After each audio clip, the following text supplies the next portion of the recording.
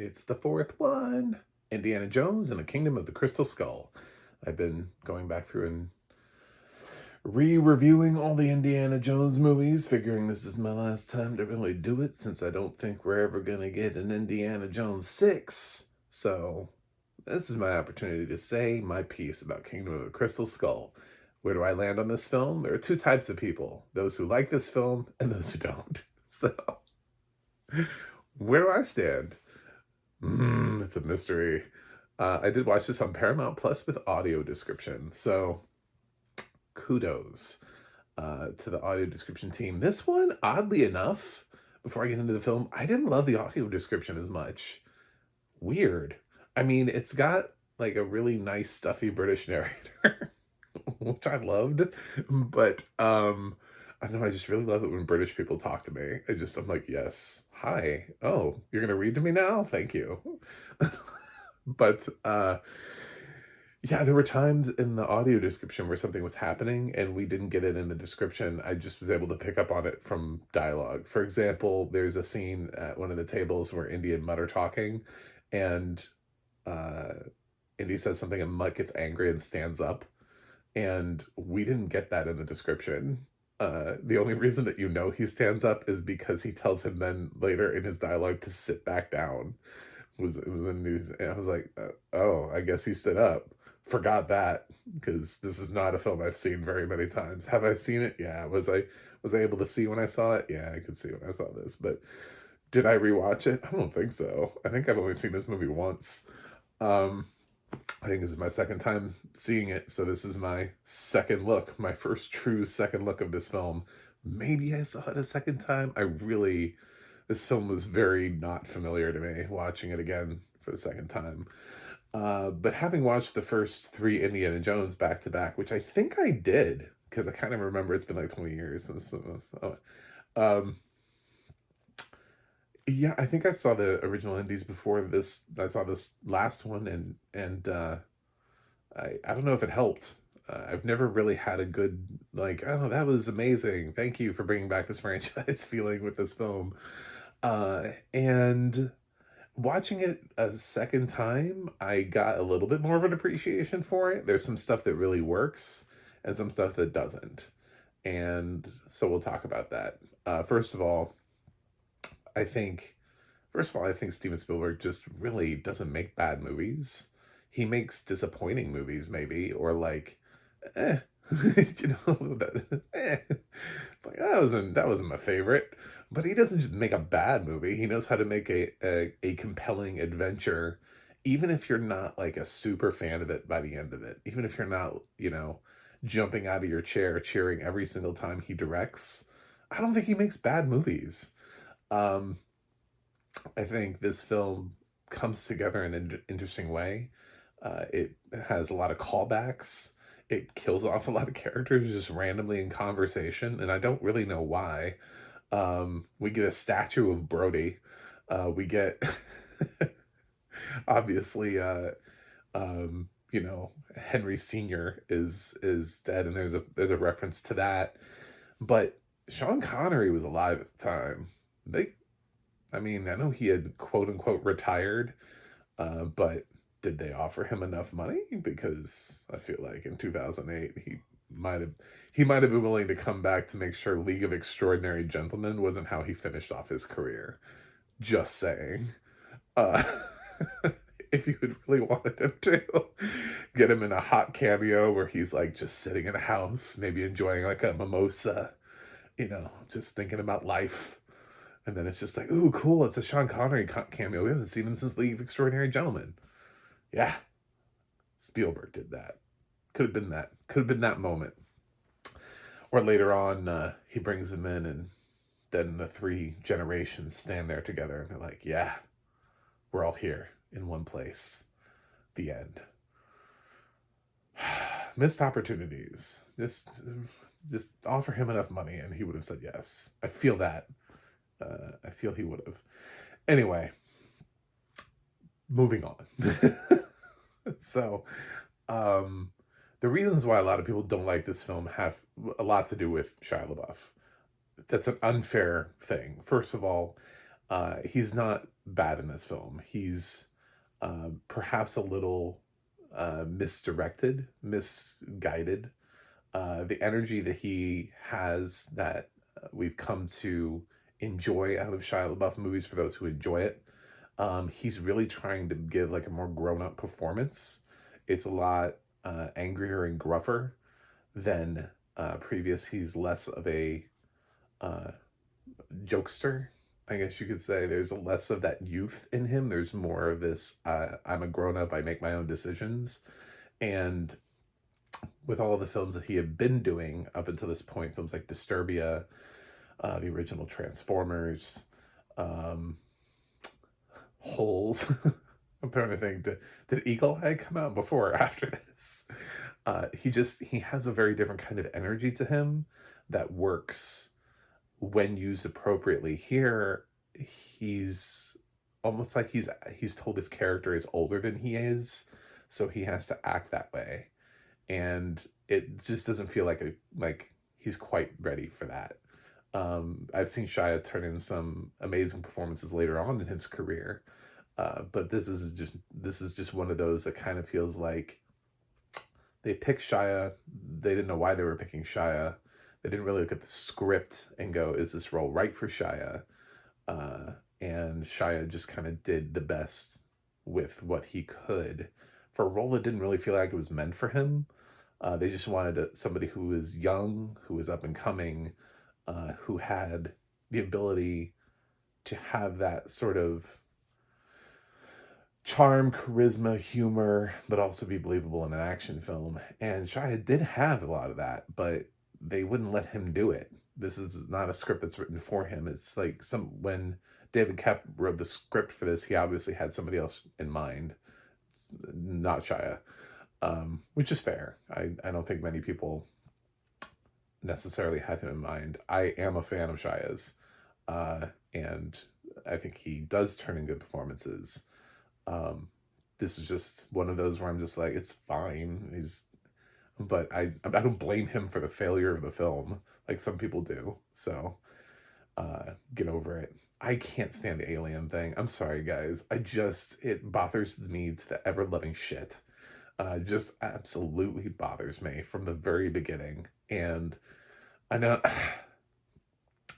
I kind of wish that they weren't so heavy handed in the script about letting you know aliens are here.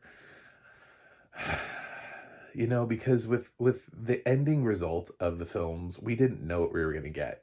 We never knew what was actually going to come as a result of the Ark of the Covenant. We didn't know what we were going to get when we actually got to the Holy Grail. We didn't know what we were going to get at the end of Temple of Doom. Here, they are really heavy about aliens early on.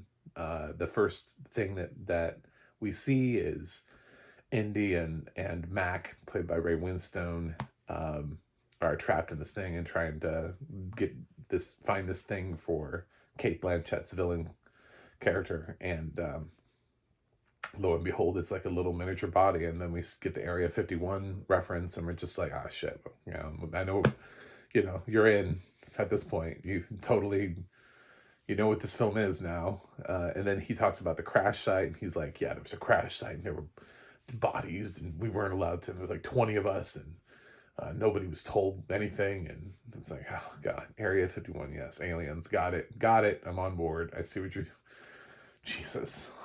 So you're waiting for it. You're waiting for that, for just to see more aliens. And then when you see them, you're like, ah, god damn it, they're here again. And then there's that moment where Indy stares at the spaceship and he's like, oh. And I think all of that would have been way more effective if they had been less heavy-handed in the beginning. You know what I'm saying? Like, I feel like if we had known that the Ark of the Covenant was going to blow people's heads up, I feel like Raiders would have been a lot less interesting of a film. I feel like if you had known that there was going to be a room full of cups and that all of the other cups would kill you in Holy Grail, I feel like that film would be less effective. So why did they do it here? Then I have to spend the whole 2-hour movie going, god damn, it's an alien movie. I have to spend the whole time sitting there thinking, is it fucking aliens? Even rewatching it, even not having seen this film since 2008, it was still obnoxious. The whole film, I was sitting there, I couldn't get it out of my mind. I kept trying to focus on everything, and I was like, they're just gonna go find aliens, or just gonna.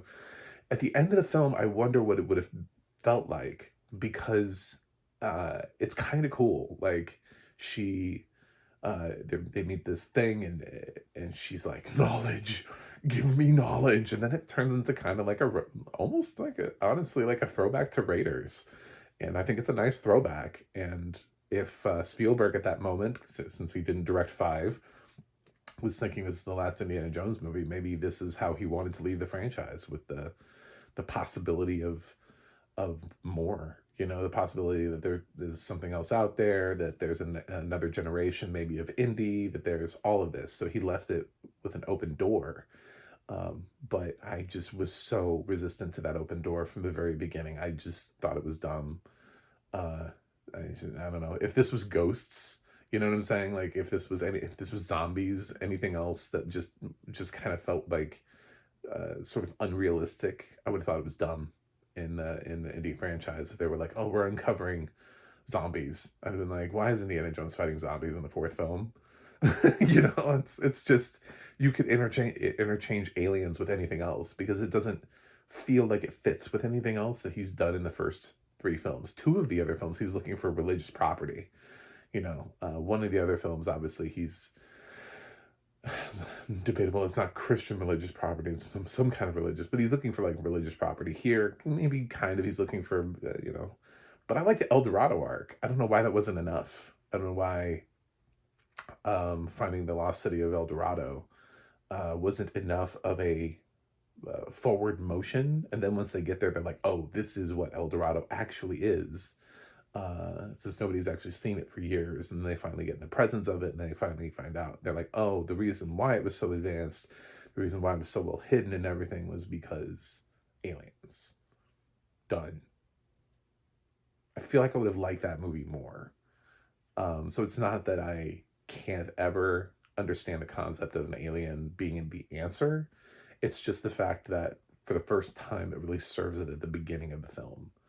And there's no real surprise to anything. We also know who our villain is right up front, as one of the things that uh, Last Crusade does really well with Ilsa, is that Ilsa comes in and she's like, I'm not the villain, I'm hot. I'm Barbie. What's up? Let's hang out, Henry. Let's just go. um, and it's effective, because you think that she's just like, you know, she's just like the people who came before her. She's just another Kate Capshaw, you know, just another interchangeable non-Marion female to come in the film and tease Indy a little bit. Oh, but she's not. She's actually the bad guy. So,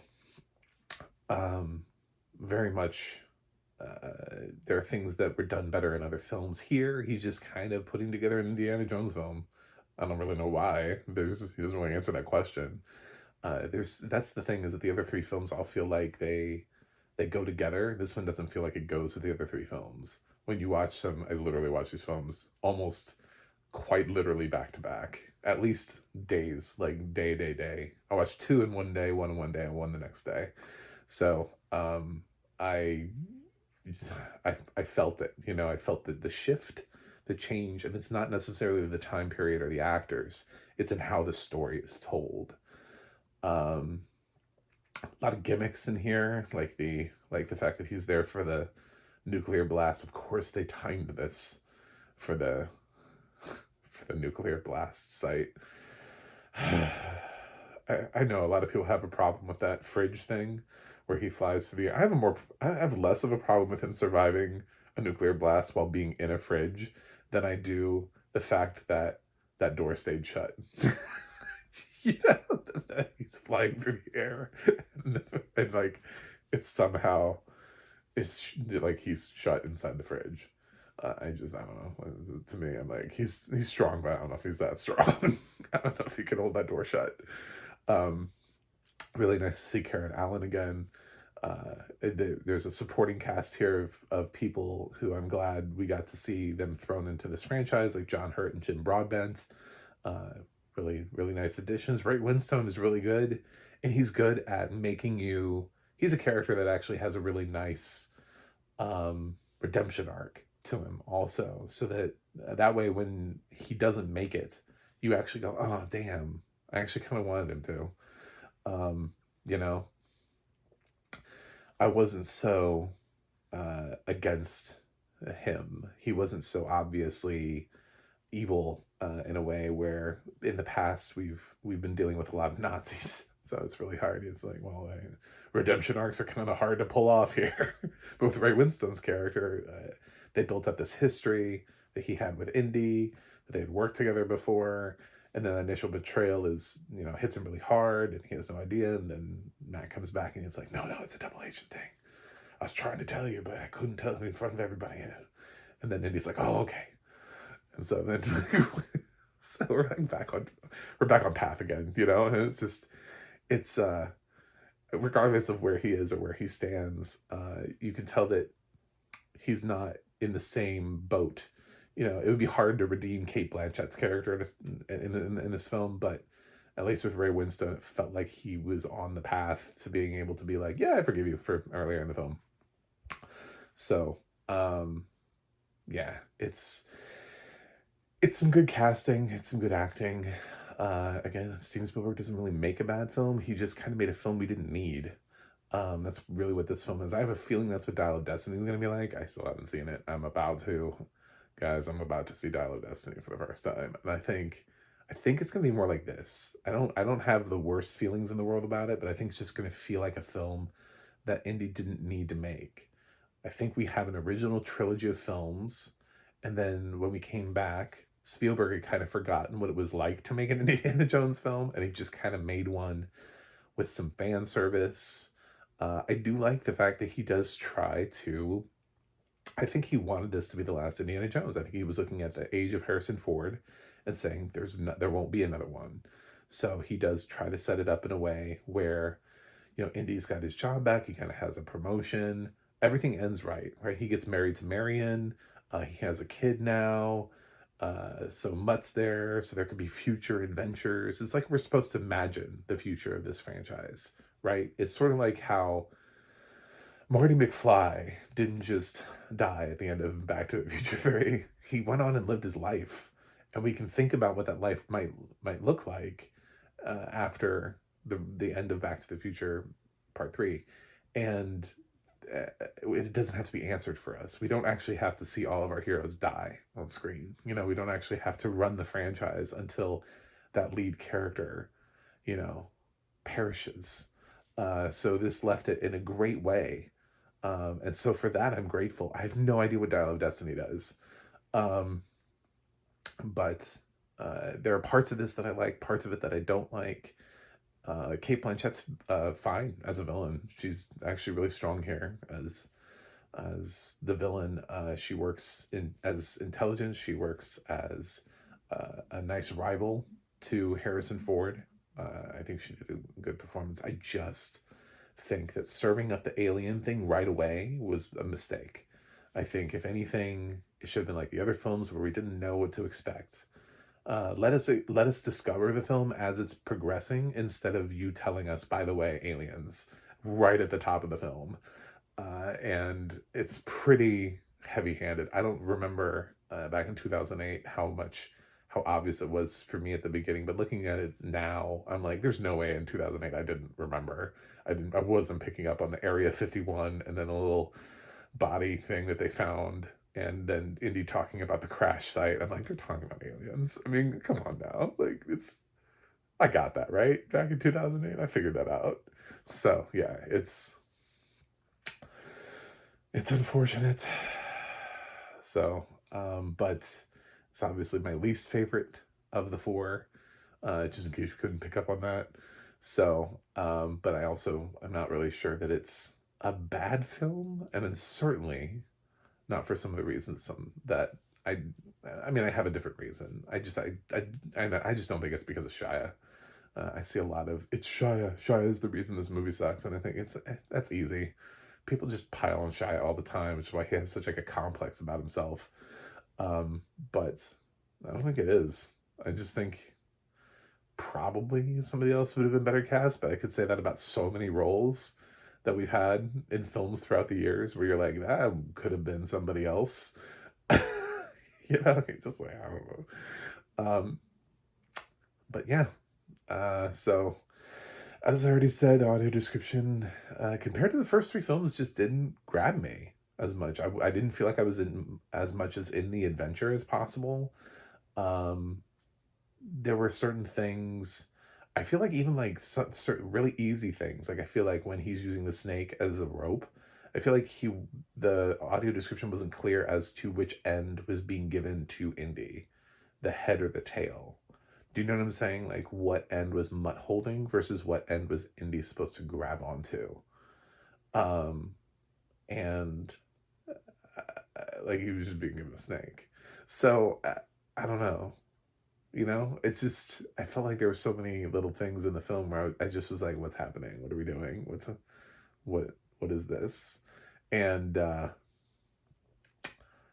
yeah, so it's my least favorite audio description so far, but the first three are fire. So I'm gonna give Indiana Jones and the Kingdom of the Crystal Skull a B minus. Yeah, we'll see where Dial of Destiny goes. I'm gonna guess it's probably about the same, but it doesn't have Spielberg, so I can't.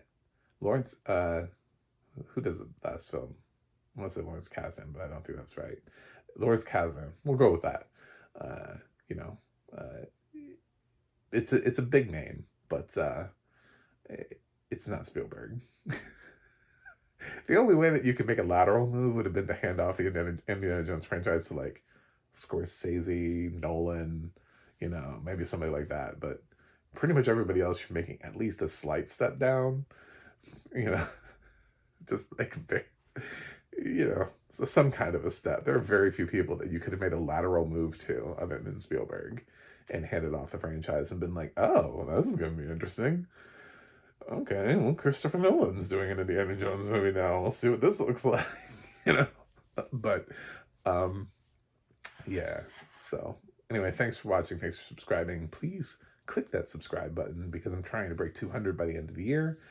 I also have a website, MacMovieGuy.com. You can go to X Threads or Instagram and follow me at MacMovieGuy. You can go to the audio description project, adp.acb.org. It'll let you know what has audio description where you can watch it. And you can go to the ADNA.org. That's the ADNA.org. It'll let you know who's narrating your favorite films and television series. That's it for me today. I will review the Dial of Destiny and probably actually drop it the same day as this. Since I'm like a little bit ahead, I think I can predict that you're going to actually see two Indiana Jones films on the same day. So hopefully, fingers crossed, if everything works out. But until then, I'll see you guys on the other side.